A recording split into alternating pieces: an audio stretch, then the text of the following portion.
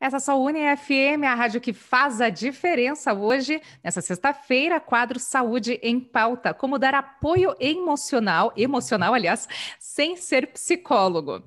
Professora Liz Sobol, ela que é coordenadora do FPR Convida também, professora do Departamento de Psicologia da Universidade Federal do Paraná. Seja mais uma vez muito bem-vinda.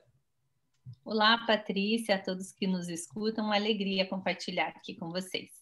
Com certeza, falando em alegria, emoções, não é mesmo? Mas vem esse tema aí que como dar esse apoio sem ser um psicólogo, né? Sem saber acolher a pessoa. E quem vai conversar aí com a gente, temos uma convidada aí, né? Que se aprofundou justamente, ela que é psicóloga e é especialista na área aí, Camila Corso Silveira, psicóloga voluntária no Você Importa, né? E psicóloga também no Instituto Federal do Paraná, hein? Psicólogo na Universidade Federal do Paraná, mestre em emoções pelo Instituto Universitário, aliás, de Lisboa, e que tem formação em primeiros socorros psicológicos pela Johns Hopkins. Camila, seja muito bem-vinda ao programa de hoje. Bom dia, gente. Muito obrigada. Que delícia estar aqui com vocês hoje. Obrigada, viu? Bom, Camila, você que vai socorrer, então, né? Já que é especialista, né, fez formação em primeiros socorros psicológicos, eu ainda não conhecia esse termo. Mas antes, vamos falar um pouquinho, né? A gente acredita, lógico, né? Sempre um tratamento da saúde mental, e é justo isso, né? Um profissional, um especialista habilitado. Porém, ainda assim dá para quebrar o galho, né? Como amigo, como um ombro amigo. Como que a gente pode se aproximar de uma pessoa que está passando por um momento de vulnerabilidade, né, emocional, que está precisando de como fazer para se aproximar de uma pessoa que está passando por essa situação, por exemplo, Camila? Patrícia, que legal você trazer essa pergunta assim inicial, né, da importância das relações não técnicas, né? Porque, de verdade, quando a gente fala de primeiros socorros psicológicos ou primeiros cuidados emocionais, que também é um outro termo possível, tem uma coisa que acontece muito, que é as pessoas acharem que só psicólogo ou só psiquiatra pode falar de saúde mental, né? E sempre com uma perspectiva muito negativa do sofrimento, assim como se fosse possível a gente passar ileso pela vida, né?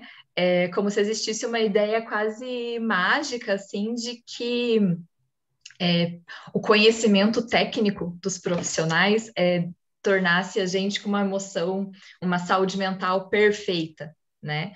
É claro que o conhecimento técnico ele é fundamental e ele serve para o trabalho, como a gente estava conversando antes, assim como um arquiteto, assim como um médico, mas existem conhecimentos que são do acolhimento da vida, né? Que não precisa ser psicólogo, não precisa ser psiquiatra para fazer, né? Assim como você não precisa ser um médico para promover prevenção em saúde, né? A gente procura os profissionais quando necessário, sim, né? Eu me alongar ajuda a manter a minha saúde, eu ter ergonomia no meu trabalho ajuda a prevenir lesão, e eu vou procurar um fisioterapeuta quando eu tiver uma lesão, né? Uhum. Da mesma forma, as relações que a gente constrói, que são construídas ao nosso redor ao longo da vida, elas são determinantes, eu diria assim, para a nossa saúde mental, para a nossa adaptação na vida, né? Você falou agora da pandemia, eu acredito que nesses tempos de dificuldade, fica ainda mais claro perceber o quanto que esses laços, eles afetam como nós estamos no mundo. Eles ajudam na nossa possibilidade de enfrentamento dos desafios, né? Que na maior parte das vezes não se faz dentro de um consultório, né? Às vezes a gente observa, eu e a Elisa, a gente tem conversado muito sobre o conceito de resiliência, né? Como uma coisa muito interna, muito individual, quase que de uma força própria da pessoa. E esse momento tem mostrado o quanto que essa coisa do sujeito potente que vai sozinho, ela é muito fragilizadora, né? É importante a gente observar que existe toda uma dimensão dessa resiliência que é o que torna possível essa pessoa ser potente, né?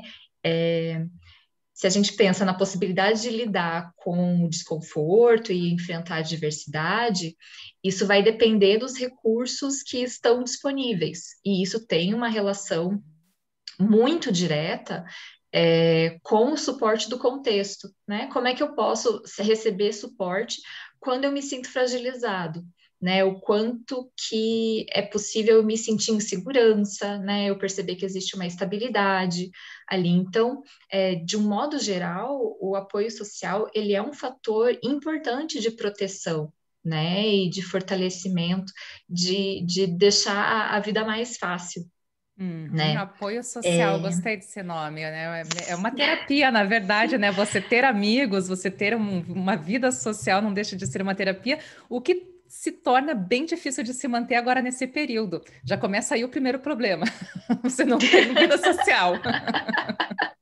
Pois é, e você sabe que existem muitas pesquisas, a maior pesquisa longitudinal já feita em saúde mental, né, uma pesquisa de mais de 80 anos, é justamente sobre a importância do apoio social na vida das pessoas. Ele é o maior determinante de saúde mental, o maior protetor de saúde mental, de qualidade de vida, de prevenção de problemas, questões psicológicas, como, por exemplo, Alzheimer, né, na vida quando você se torna idoso, né? Como é que Sim. fala? Fugiu a palavra agora. E a solidão no outro extremo é o maior dificultador de saúde mental. Então, assim, né, nessa sua primeira pergunta, que eu queria talvez deixar que apesar de existir esse medo de contato, né, quando a gente pensa que uma pessoa precisa de ajuda, tem esse receio, né? Mas gostaria muito assim de marcar que o acolhimento por um par, um colega, né, assim, de estudante para estudante, às vezes dentro da família, tem um potencial gigante de sucesso justamente pelo fator da proximidade, né? Pela possibilidade da pessoa se sentir amparada. Então, eu garanto aí para vocês que não precisa ter medo, o interesse genuíno na outra pessoa já é um passo muito importante de acolhimento. Exatamente. Professora Alice, é algo tão, às vezes é difícil a gente lidar com as próprias emoções, né? São tantas emoções, né? Nós, tantos altos e baixos, às vezes no mesmo mês, né, para nós. Mas e você convivendo muitas vezes, você vê, né, como a doutora Camila falou, pode ser um irmão, uma irmã, alguém que mora junto com você, até mesmo virtualmente, né? Você conversar com alguém, você vê que a lidar com os nossos problemas, ok, mas lidar com o outro, ter essa proximidade, né? É um pouco, a gente tem medo, talvez, de ter falta de tato, não é mesmo? De cometer alguma gafe, de talvez ser invasivo sem, né? Como se aproximar sem ser invasivo, por exemplo, né? Patrícia, a vontade de ajudar o outro pode acompanhar várias pessoas, mas muitas se sentem inseguras para esse lugar de ajuda, principalmente diante de situações mais extremas, de crises emocionais mais significativas, ou de situações de perda, de luto, de frustrações intensas, né? E é muito importante que toda aproximação aconteça com respeito ao outro, entendendo que ele é uma pessoa única, que ele tem a sua história, tem a sua condição de enfrentamento, que é muito singular e que a gente precisa ter gentileza nessa abordagem, não chegando com julgamentos ou ainda propondo soluções que seria bom para você, né? Ou para mim. Não, a solução e a resolução não necessariamente precisa fazer parte da conversa. O mais importante é a pessoa perceber que ela não está sozinha. E que, embora você não tenha todas as respostas e não está lá para buscar respostas, você se dispõe a estar junto, enquanto ela caminha esse momento difícil, né?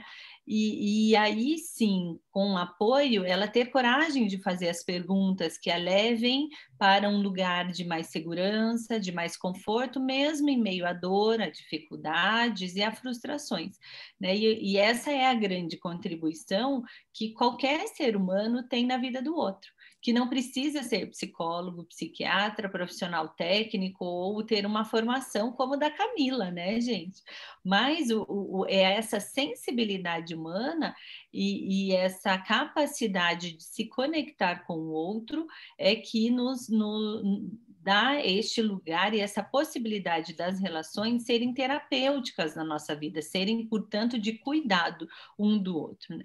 E precisamos demais dessas aproximações, principalmente por conta do contexto que estamos. São poucas as pessoas com quais temos convívio ou possibilidade de estar mais próximos, e se com essas pessoas não há um caminho de cuidado, de atenção e de escuta, né? Fica muito restrito esse lugar de apoio social que a Camila falava. Então, aos nossos ouvintes, né, um estímulo a perceber quem está próximo de você. Quais são as pessoas que a vida confiou o teu afeto, o teu cuidado neste momento que é tão restritivo? E que marcas, que suporte, que olhar você tem oferecido para cada uma dessas pessoas? Para quem você é alguém, para quem compartilha, às vezes, o ambiente familiar, às vezes o ambiente virtual de trabalho. São poucas, de fato, as nossas relações possíveis nesse momento. Que elas sejam construtivas, que elas tragam o que tem melhor de nós e mobilizem nossos recursos para enfrentar essa tempestade, né? Sem comparações, sem com aquelas frases, eu se fosse você faria isso, ou quando aconteceu comigo eu fiz assim, você devia fazer o mesmo, né? Sem achar que a gente é dono ou tem direito sobre a vida do outro, ainda que sejam nossos filhos, ainda que seja alguém de relação afetiva amorosa, né? Mas a gente não tem direito de ficar determinando, impondo ou julgando o que o outro deve fazer. Mas o melhor que a gente pode oferecer é estar junto com ele, com essa pessoa, enquanto ela busca os seus caminhos, né?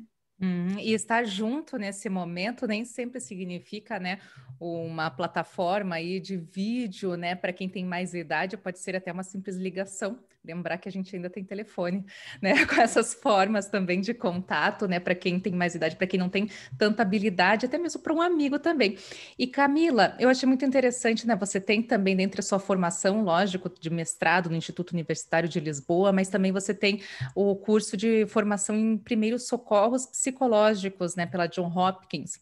Esse nome, inclusive, que vocês têm mais familiaridade, né, primeiros cuidados psicológicos ou primeiros socorros. O que é e como dar esse suporte também em um momento agora como esse, como se aproximar dessa forma com esses primeiros cuidados? Uhum.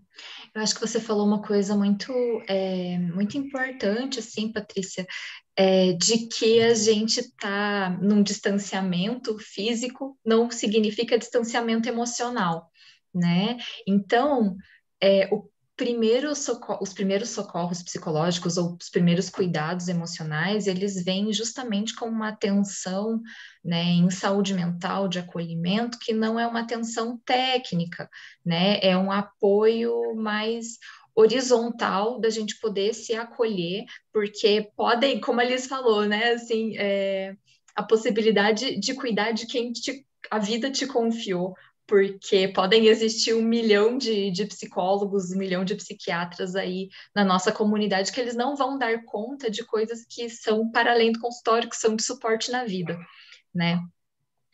E quando a gente pensa em possibilidade de aproximação, a Liz falou uma coisa muito importante agora que eu gostaria de retomar, que o primeiro cuidado que a gente precisa ter é justamente se aproximar numa escuta que não tenha julgamento, né? Para a gente poder acolher essa pessoa, o que vai valer é o que a pessoa está trazendo, né?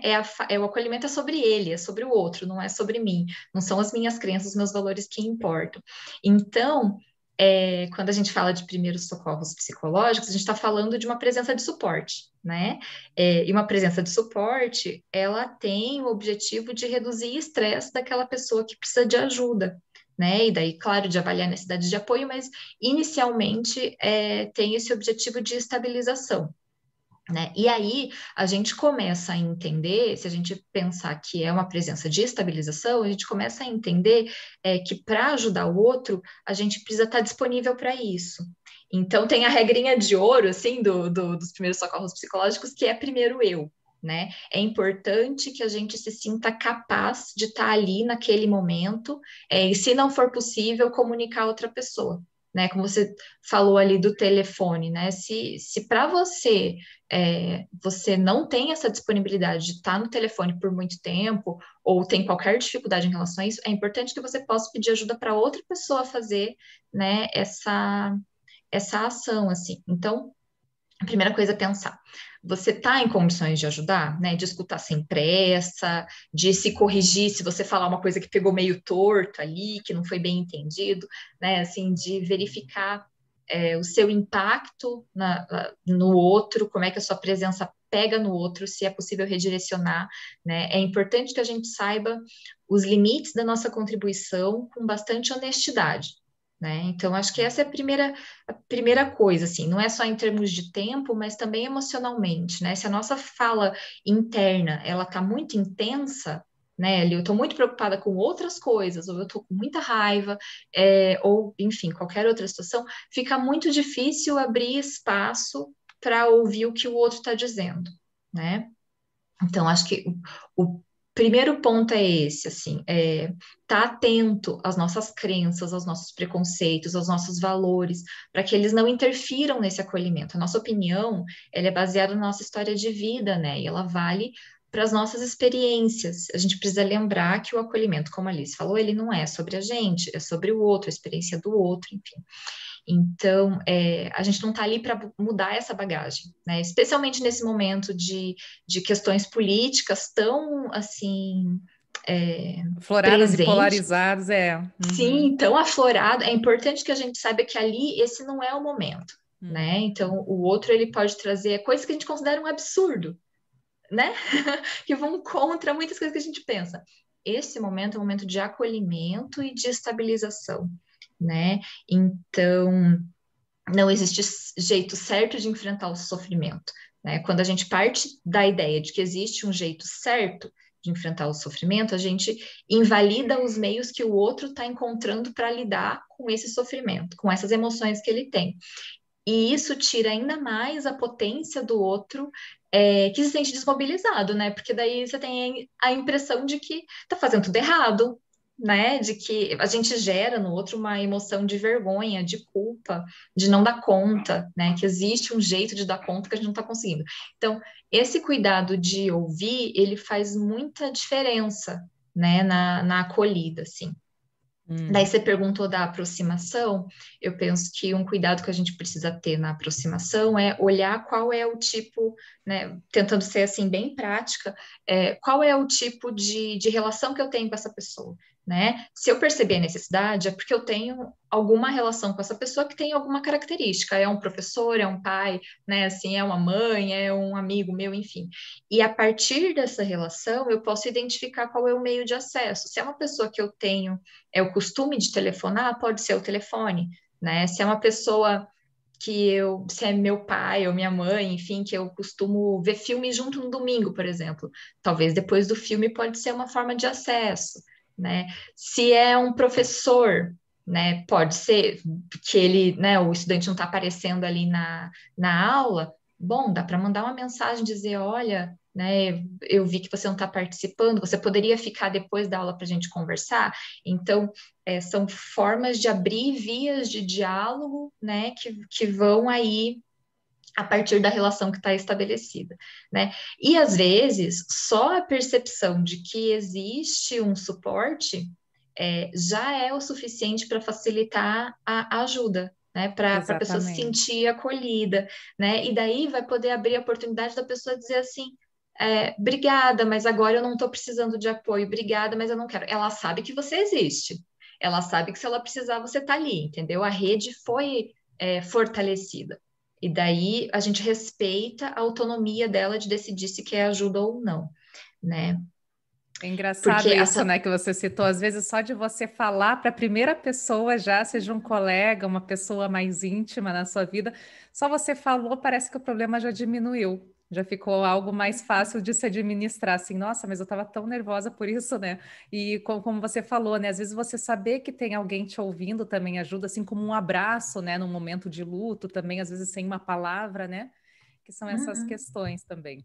Com certeza, o pertencimento, né? Você se sentir parte, você se sentir integrante, você saber que existe um apoio ali, uma rede de segurança. Acho que suporte é isso, né? São os pontos de segurança que você pode acionar se você precisar.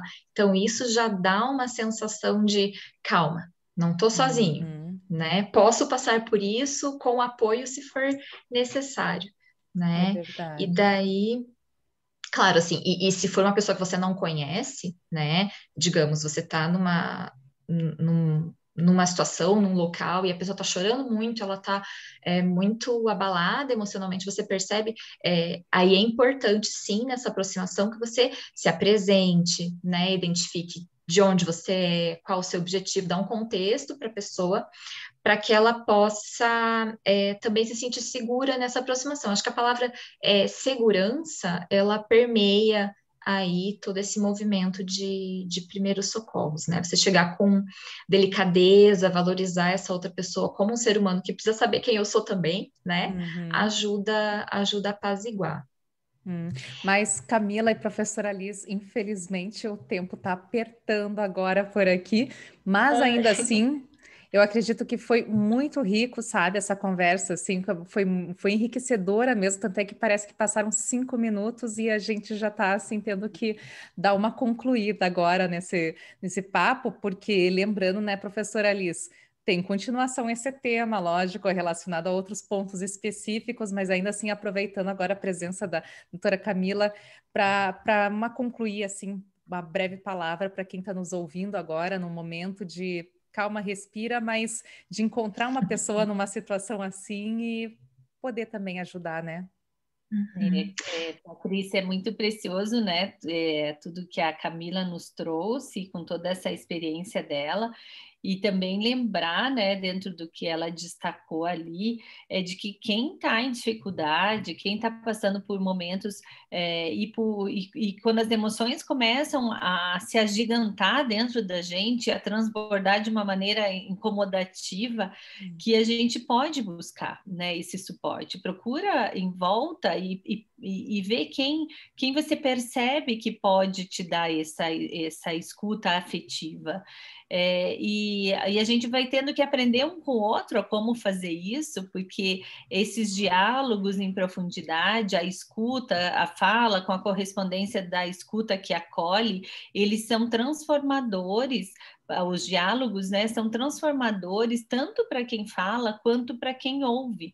Isso nos leva a uma profundidade de relacionamentos, a estreitar nossos laços, a saber que mesmo que o outro não possa resolver, eu não estou sozinho, que eu acho que esse é o principal mensagem, mas é importante a gente anunciar que precisa do outro, é importante a gente buscar, né? E se alguém te procurar para contar a sua história, para relatar a sua dificuldade ou uma emoção, às vezes até positiva, né? Que a gente traga mesmo a valorização disso, porque se você foi escolhido, você já está ajudando de alguma maneira. Se você foi escolhido, você já é referência, escolhido para ouvir a história do outro, você já é uma referência para essa pessoa. Então, valorize isso. Se você for abordado num momento em que não seja possível ouvir com qualidade, fale isso para a pessoa.